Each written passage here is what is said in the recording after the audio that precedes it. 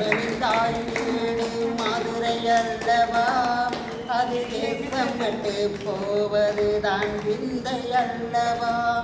நான் இன்னும் சொல்லவா, சொன்னால் துன்பம் அல்லவா.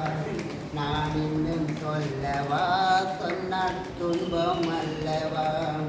உன் மனதில் போட்டு கூட்டி வைத்த செய்தி என்னவோ, அதை மௌனமாக மறைந்து வைத்த நீதி என்னவோ. நீ நிலவு போல தேர்ந்து போக நெஞ்சம் தாங்குமா, உன் நிலைமை என்று தெரிஞ்ச பின்னும் கண்கள் தூங்குமா. நான் கொண்ட கூச்ச நோய் கொண்டு போகாமல் காப்பேன், என் ஜீவன் தந்து உன் ஜீவன் நலம்பாட காப்பேன். இன்னும் சொல்லவா, சொன்னால் துன்பம் அல்லவா.